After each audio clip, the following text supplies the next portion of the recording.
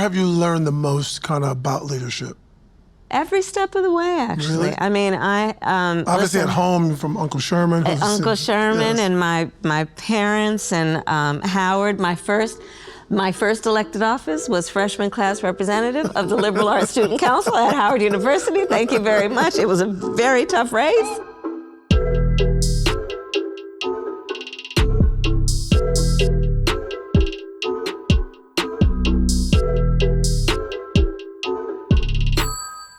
Not every day I get to sit with the Vice President, Madam Vice President. It's so lovely having you here. Thank you for doing this. I'm glad to be with you, Maverick. It is really, I woke up this morning like, am I really gonna sit with the Vice President of the United States?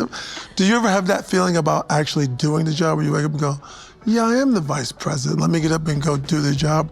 You know, I'm so focused on the work, but there are moments when I just look around. You know, the other day we actually had the Prime Minister of Japan visiting, and as I'm also the president of the Senate as vice president, and I was walking through the Capitol and the rotunda where all the statues are. And in fact, there's this beautiful portrait of Shirley Chisholm there. And I just for a minute just looked around, and you know, it's extraordinary when you think about, you know, the history of it all and your place in it. For sure, and all of it for you seems to be rooted in your parents' activism. That's yes, what kind of activated you. Very much. But they met at an African-American club event at college. Did they push you into it, or was it just in the house, like I love Al Green, because Al Green and Anita Baker exactly. was just playing in my house. And so I love the Rapture album. Right. But was it like that for you? It was, I mean, they had me in a stroller marching. Wow. It was the only world I knew. Right, and they were very active. There was I grew up, I feel very blessed about the childhood I had. It was very rich in terms of the environment and the nurturing and the stimulation and the expectation. You know, the soundtrack of my childhood is Young, Gifted, and Black, right? That's the soundtrack of my childhood. I grew up with an extended family, who, like, for example, my Uncle Sherman, who was one of the few at that time Black law students at UC Berkeley Law. And Uncle Sherman, at a young age, he taught us how to play chess. Wow. How young were you? Like 7. Wow. Because he was like, baby, you need to understand this board and all these players on the board, because this is like life. You know, so the people in my family and in the community, they were all very active in fighting for freedom, fighting for civil rights, fighting for justice. And it was always expected that we would figure out a way to live a life of service, one way or another. Got it. And did that, like Uncle Sherman, that story is incredible when you think about it, teaching you how to play chess. It is a bit like life, learning how things move and why things move, and not just doing it. But also, you also followed Uncle Sherman's footsteps and became a lawyer. Correct. Was that pushed upon you, or was it just like, what about law drew you? Well, role models like him, but also the heroes of the civil rights movement, among many, were the lawyers, right? It was Thurgood Marshall, it was Constance Baker Motley, these individuals who understood how to take the passion from the streets to the courtrooms of America to make real the promise of equality and justice, right?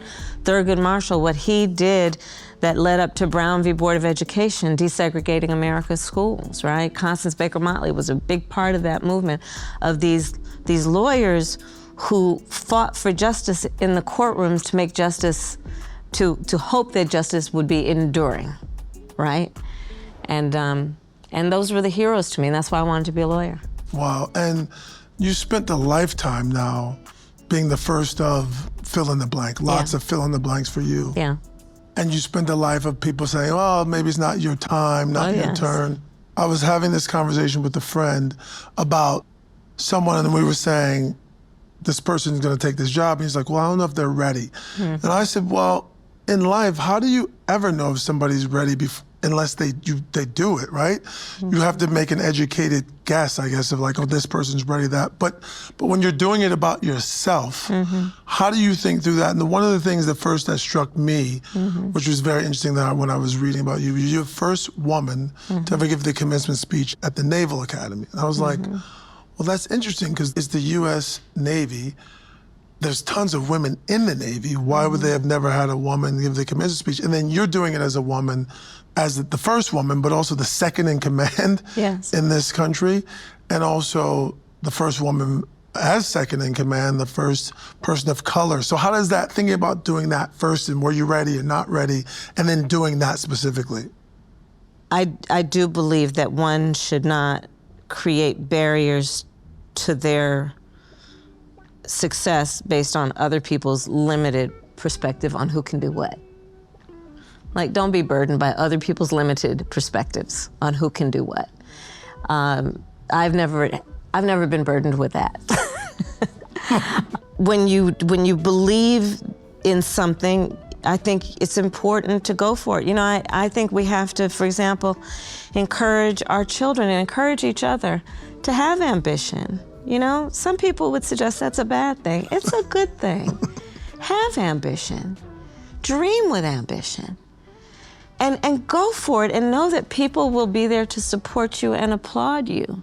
You know, there's so much in this world, especially for those of us who do not look like the people who have done the work before. There's so much in this world that would suggest you should just be quiet and be thankful for what you're given, as opposed to going for what you want. And, you know, I think a lot of it has to do with, again, how I was raised, which is one must be active to do the things that they believe are that need to be done. For sure, absolutely. And thinking about that, I often think about you spent a lifetime in politics. I've spent a lifetime being an entrepreneur, which there are many comparisons between the two.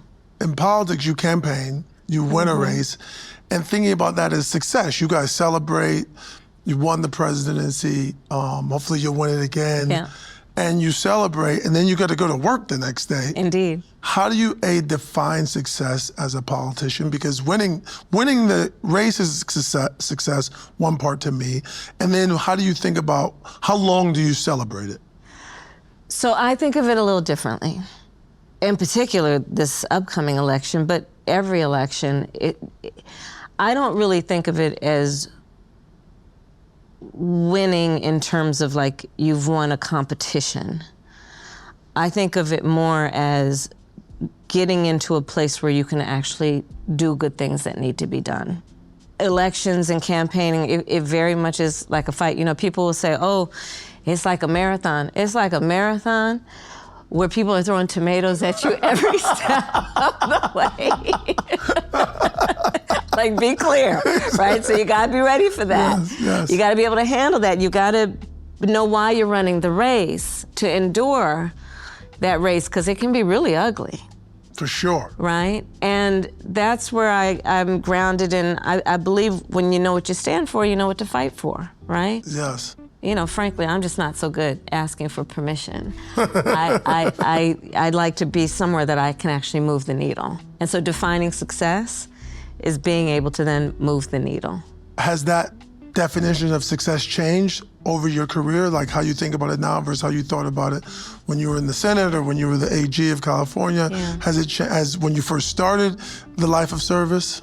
It has remained the same in that when I have run for an office, it's because I want to do the work, and I often will challenge the tradition of that office and look at it differently. For example, as vice president, I'm the first vice president who has taken on the issue of Black maternal mortality, which deeply affects men and women in the community in profound ways. Black women are 3 times more likely to die in connection with childbirth. I've been able to bring this to the stage of the White House and then do something about it in terms of putting resources and attention into everything from the racial bias that contributes to those numbers to the lack of access to resources that contributes to those numbers. So that's how I define the success of a particular thing, but it really has always been about getting in there to actually move the needle. Totally. And obviously with the election coming up, your administration got lots of things to deal with, lots of tomatoes to duck and dodge. Yes.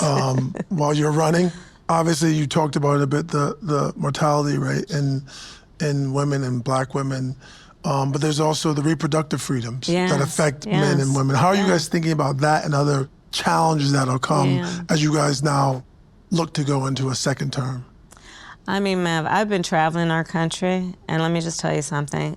For example, I was just yesterday in Las Vegas, and this couple, this beautiful young couple, this beautiful baby, and she talked about the fact that they have this child because she had access to in vitro fertilization.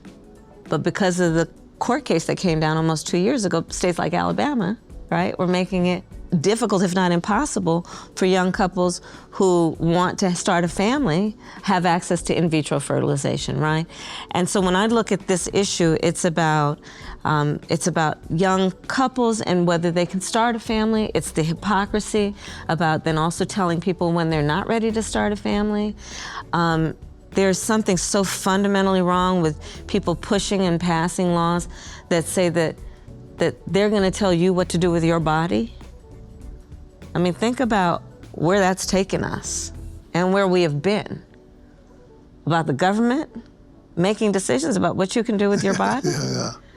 They're reviving laws in Arizona, reviving laws from the 1800s. You know, remember where we were in the 1800s? I know the history very well. Indeed. Yes. Indeed.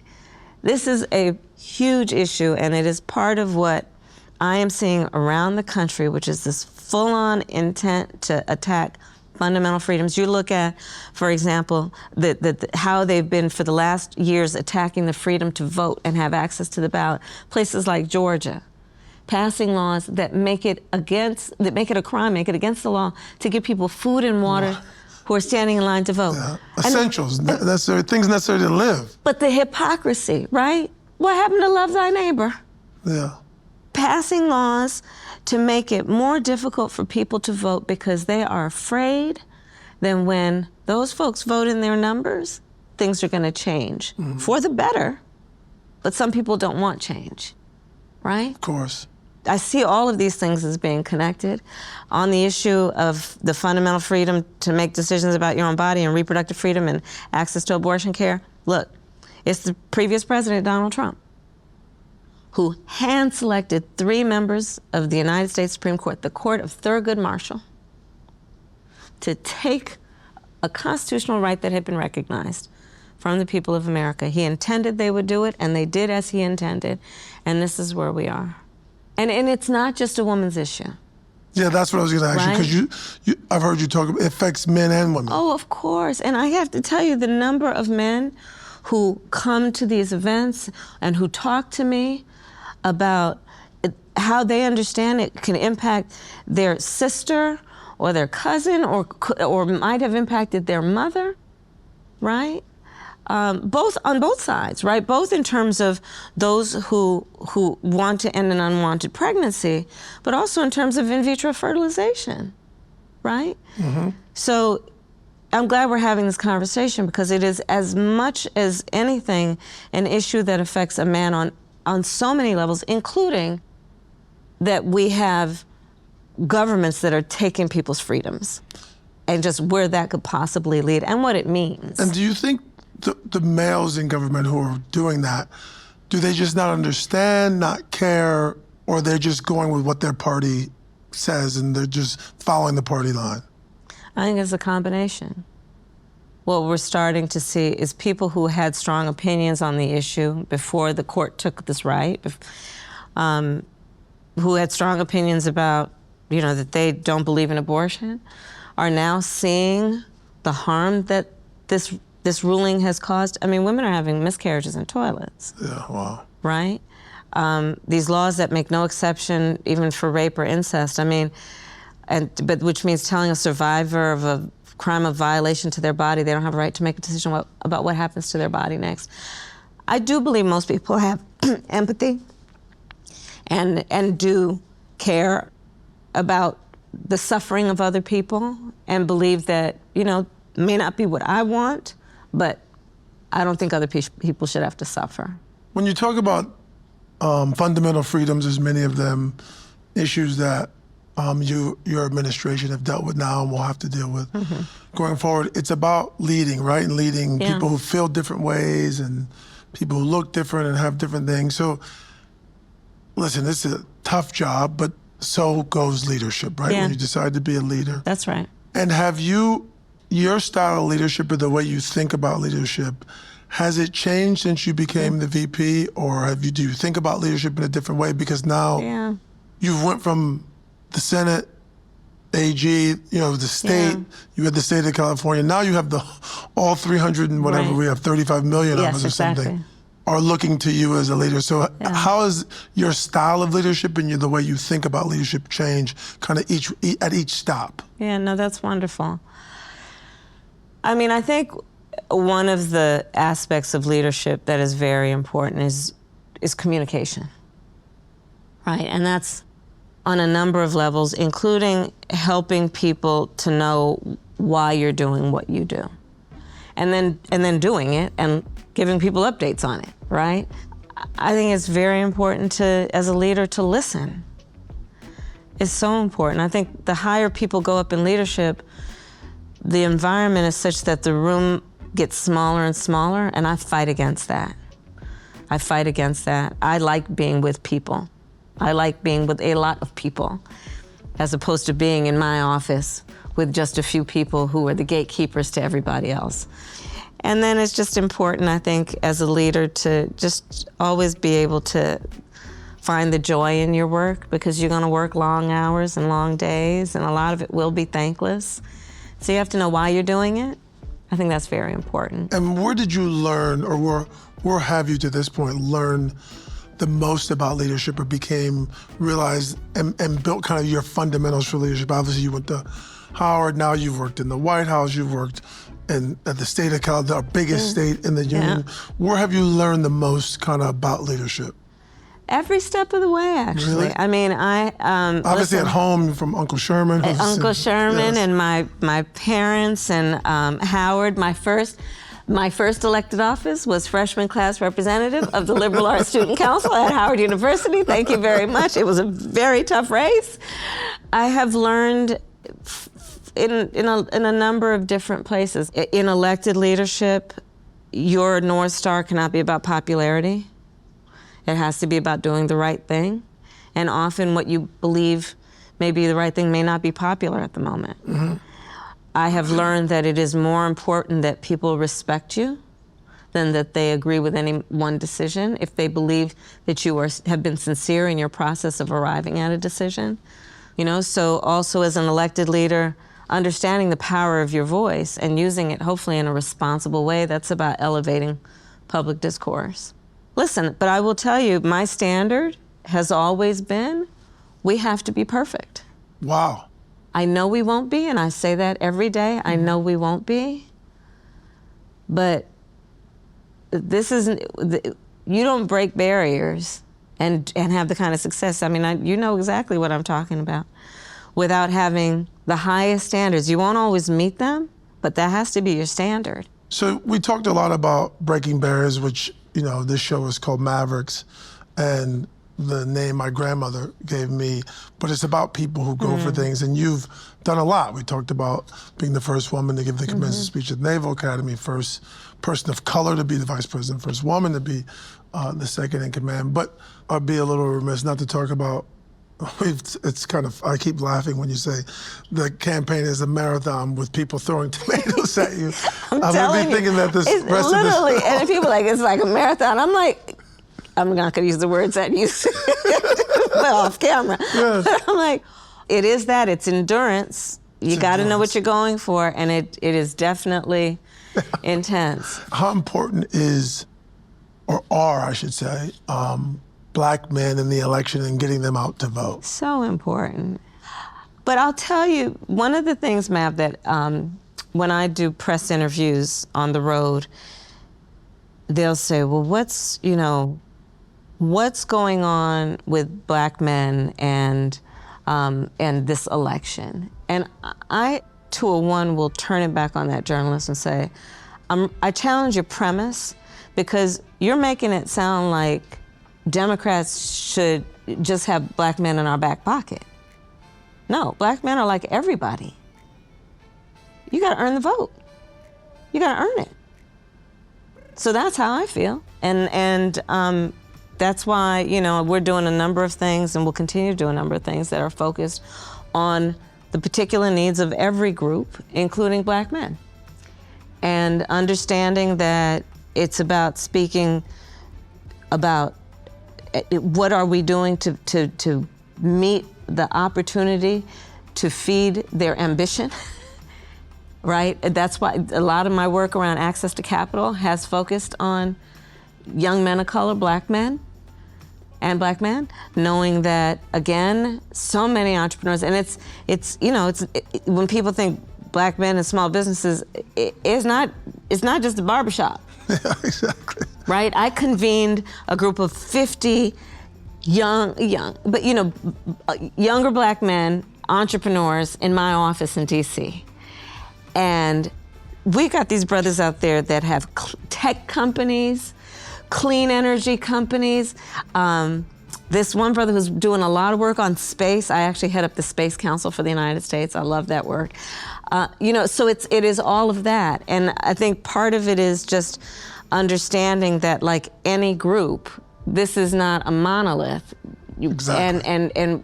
And so let's not just have the rote kind of talking points as though black men only care about criminal justice. Sure, exactly. Right?